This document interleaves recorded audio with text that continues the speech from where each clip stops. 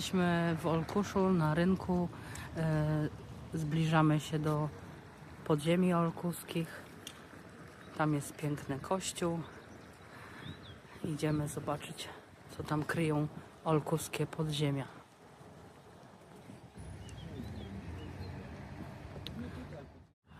To idziemy.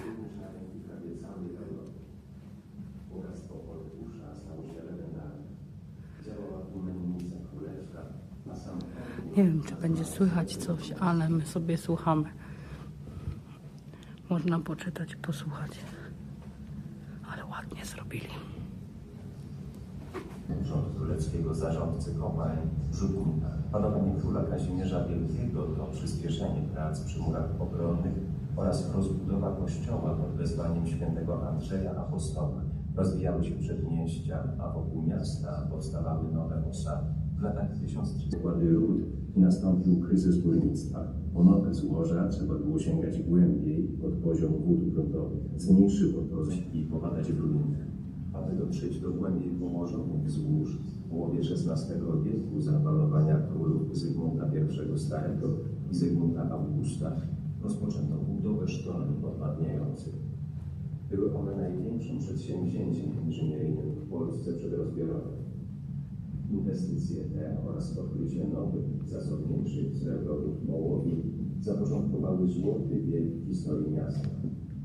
Olkuski Połów trafią nie tylko do Krakowa i innych miast Polski, ale również na rynki prawie całej Polski. Niebieski firma miejsce przy zbliżonych szlakach narodowych z Małopolski na Śląsk i Rybkowo. Teraz wiek to wzrost znaczenia, intensywny rozwój miasta, wysokiego lokalu na Polsce. Mieszkało w nim czas około 600 osób. Stanowią sztukę określonego Jakieś fragmenty przedmiotów metalowych pozyskanych w trakcie prac archeologicznych podczas rewitalizacji olkuskiej Starówki.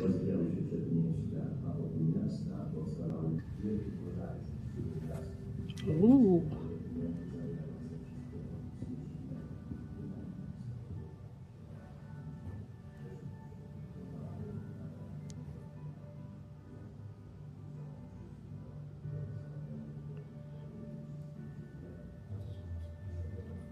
jaki klimat w ogóle.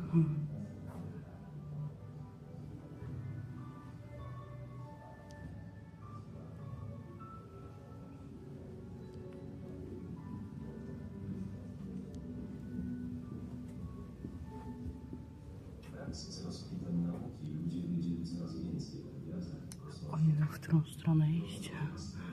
A tutaj średniowieczna zabudowa przy kościele. Ratusz.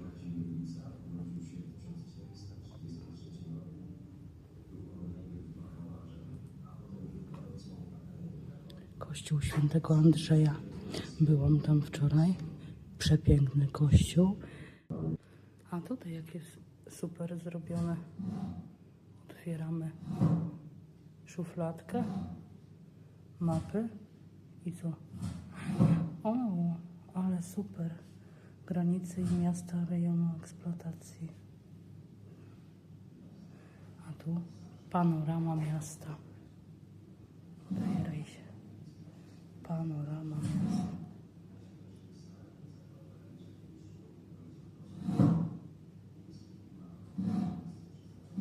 Oh my god. Rękopisy.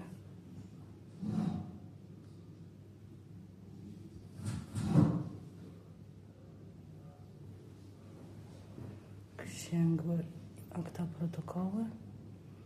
Plany piwnic miejskich.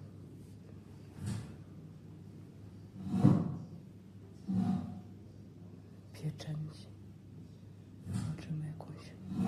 Otwórz się. To. O, nie umiem. Otwieraj. Możesz to powiększyć. Mogę powiększyć? Ale super. Wracać. Nie no, ja to po prostu jestem pod wrażeniem. Faktycznie można nawet obracać. Zacofana jestem do takich rzeczy. A tu zabytki archeologiczne z obszaru rynku Olkuszu. Jakieś plomby.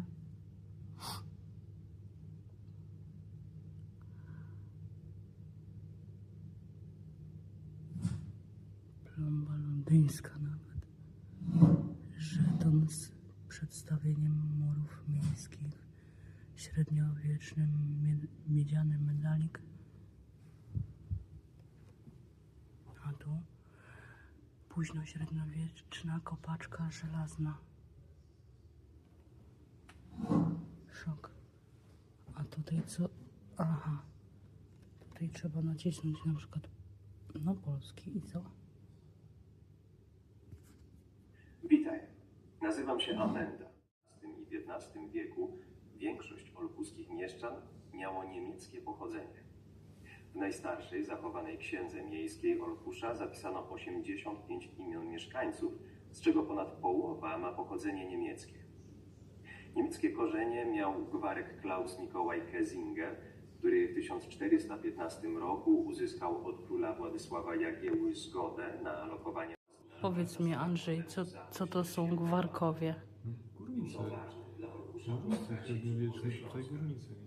I co? Kopali srebro.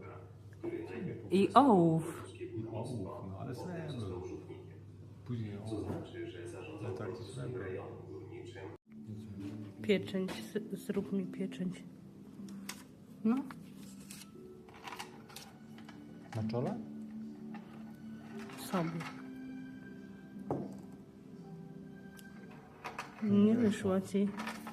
Moja wyszła.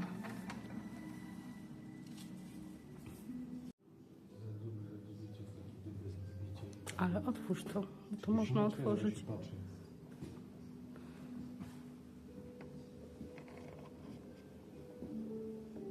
Ktoś tam wisi, daj spokój. No muszę powiedzieć, że jest tu bardzo klimatycznie i Olkusz ma bogatą historię. Taką smutną historię.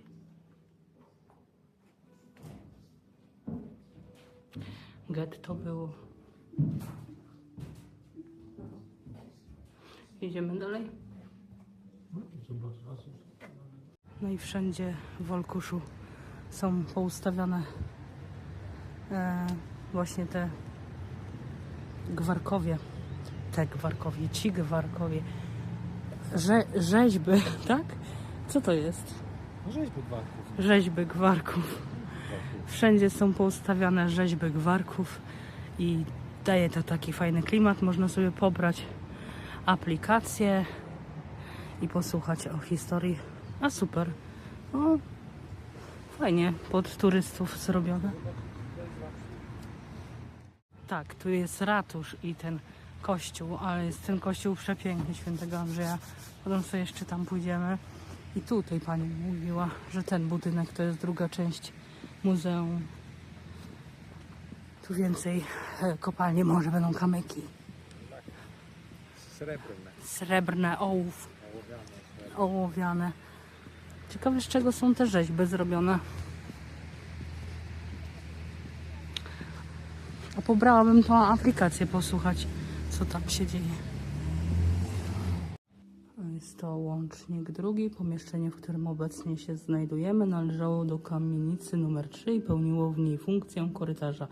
Najstarszy element budynku powstał prawdopodobnie na przełomie XIV-XV wieku. Podczas badań archeologicznych odkryto w ścianie wschodniej zamurowane przejście do kolejnych piwnic. Ruda ołowiu. O!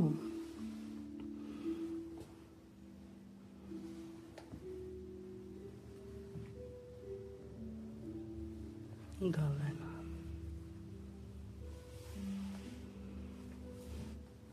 Kamyki mnie wszędzie prześladują.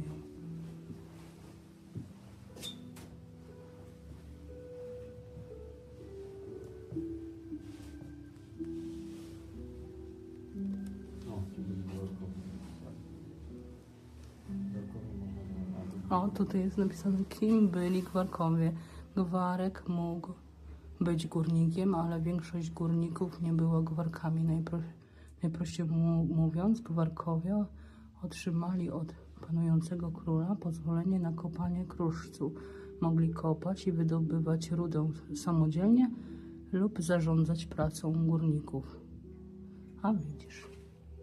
Górskim gwarkiem był Jan III Sobieski, od tego to nie wiedziałem. A jeszcze tam wcześniej było napisane, że dziadek Kopernika.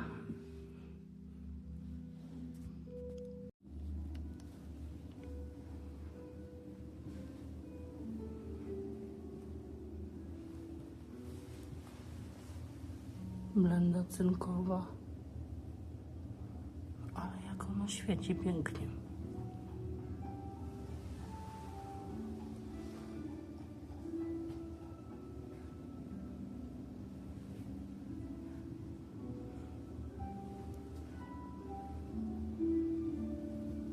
Święta Barbara, patronka górników.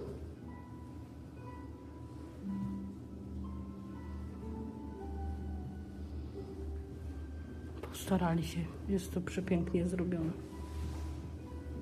A tu jest napisane, że wśród wykonanych ze srebra pamiątek z początków państwa polskiego zachowywały się przede wszystkim wyroby o przeznaczeniu liturgicznym. Są to najczęściej kielichy, relikwiarze oraz insygnia biskupów, takie jak pastorały i pierścienie. Przykładem sakralnego zabytku jest znajdujący się w kościele świętego Andrzeja w Olkuszu srebrny kielich ufundowany przez Horemusów, olkuskich gwarków. Archeolodzy znajdują również przedmioty o świeckim charakterze. Weźmy choćby biżuterię czy naczynia. O matko, wow, co to?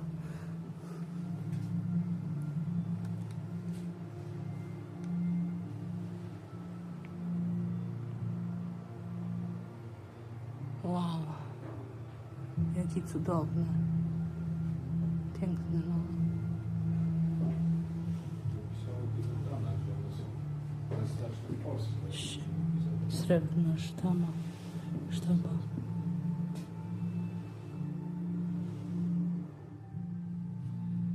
Sztabki miedzi, zabytkowa sztabka kule ołowiane, sztabki cynku.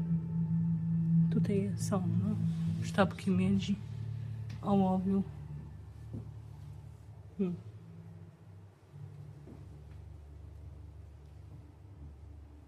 Ale zobacz, jakie to robi wrażenie.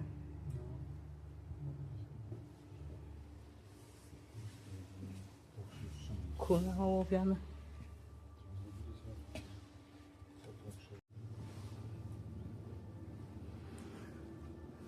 Sztolnia. Chodnik, który był wykopywany w poprzek góry u jej podstaw lub zbocza i łączył szyb z powierzchnią, nazywany jest sztolnią. Nie ten jest biedny, kto posiada mało, lecz ten, kto pragnie więcej. To prawda. Mądry człowiek powinien mieć pieniądze w głowie, a nie w sercu. To nie bieda nas gnębi, lecz chęć bogacenia. Otóż to. Bogatym jest ten, kto posiada, lecz nie jest ten, kto posiada, lecz ten, kto daje. Prawda.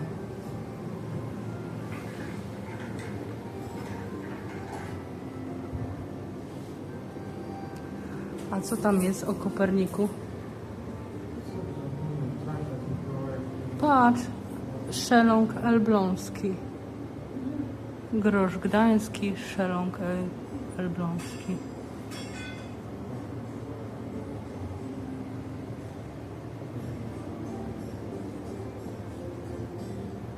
Traktat Mikołaja Kopernika.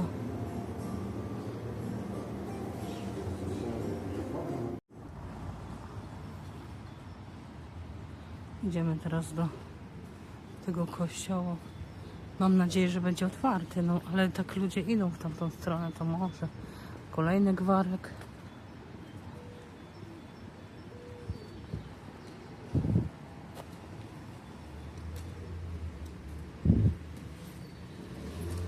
Wszystko pozamykane. Nic nie wejdę. A chciałabym zobaczyć te organy. No niestety. Wracamy ze smuteczkiem. Najlepsze powiedzenia Andrzeja. Teraz co powiedziałeś? Powiedz.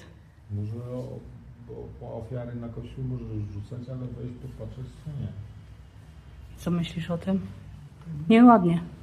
Ładnie, no, ale to trzymają swoje powody, boją się może, żeby im ktoś nie poniszczył. No jest to jakiś zabytek dużym, co? Może i prawda.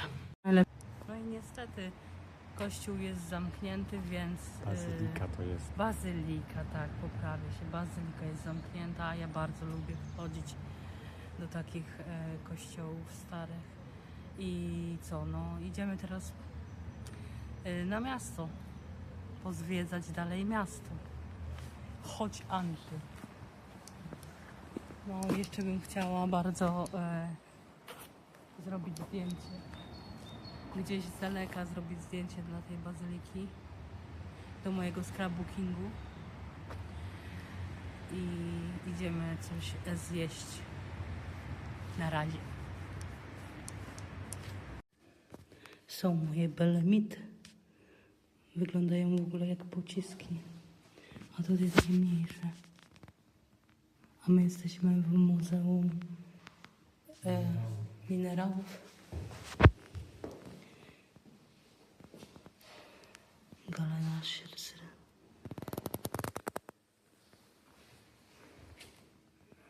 Wow.